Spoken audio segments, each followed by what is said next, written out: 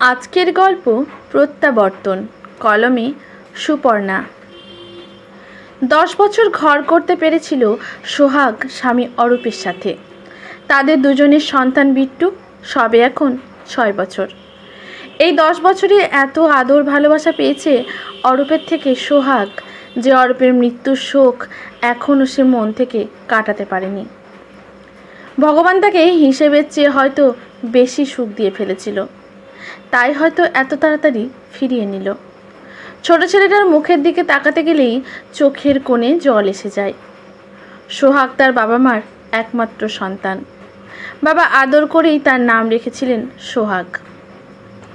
উচ্ছলতা ও প্রাণবন্ধ ফুটফুটে সোহাগকে বাবা মা তুলোই করে মানুষ করেছিলেন।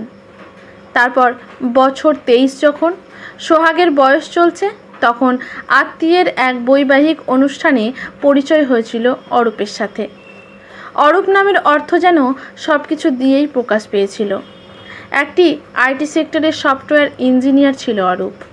সোহাগের সাথে অরূপের বিয়ের ব্যাপারটা বাবা মা তাই খুশি মনেই মেনে নিয়েছিলেন। অরূপের পরিবারে মা, দাদা ও বৌদি। দাদা বৌদি মাকে নিয়ে দিল্লিতে থাকতো, আর কলকাতায় একটি বহুতল অ্যাপার্টমেন্টে 2 BH ফ্ল্যাট নিয়ে অরূপ থাকত। সোহাগের এই 2 কামরার ফ্ল্যাটটি যেন স্বর্গ ছিল। ছুটির দিনগুলো সকাল থেকে সোহাগ আর অরূপ বেরিয়ে পড়তো গাড়ি নিয়ে। তারপর তাদের ছোট্ট বিট্টুকে ঘিরে আরও সুন্দর হয়ে ওঠে তাদের সংসার। কিন্তু ওই সুখ বেশি দিন টিকল না। সোহাগের কপালে একটি ম্যালিগনেন্ট জ্বরে 7 দিনের নোটিশকে অরূপকে সুখের সংসার ছেড়ে চলে যেতে হলো। সোহাগ ও বিট্টুকে নিয়ে সোহাগের বাবা নিয়ে আসলেন নিজের কাছে। 30-32 বয়সের মেয়েটা ও বিট্টুর সারা জীবন কিভাবে কাটবে, এ নিয়ে সোহাগের বাবা মা চিন্তায় পড়ে গিয়েছিলেন।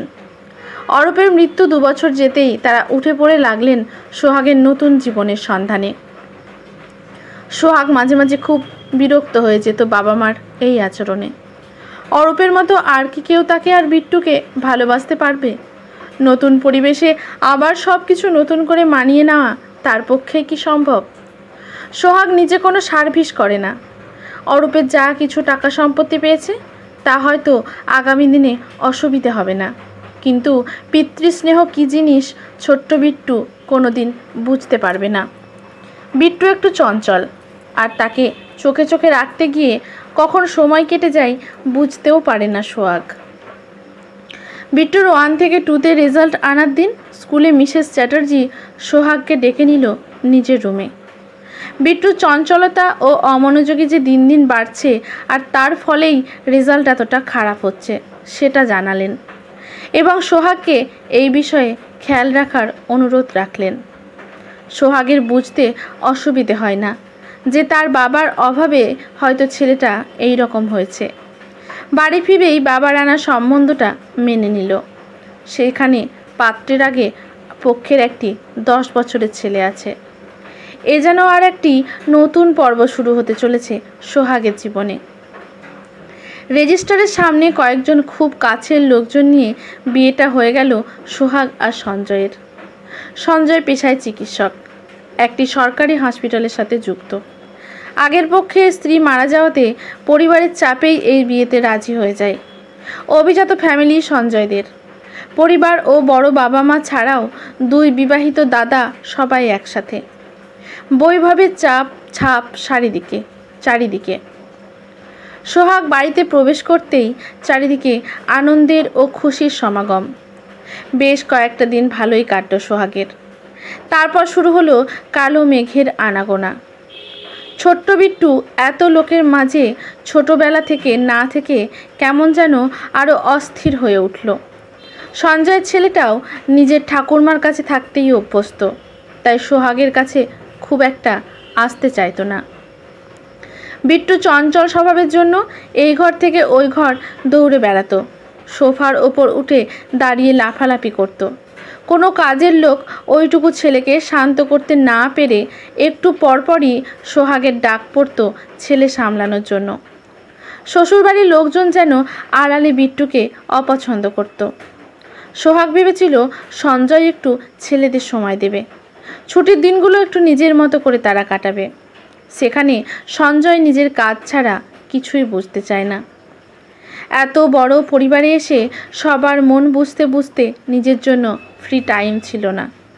হাজার চেষ্টা করেও সঞ্জয়ের মনের নাগাল পেত না। সঞ্জয়ের ছেলেকে জড়িয়ে ধরতে গেলে অচেনা মহিলার মতো ব্যবহার পেত। এটা একমাত্র দূর করতে পারত সঞ্জয়, যদি একসাথে কিছুটা সময় তাদের সাথে কাটত।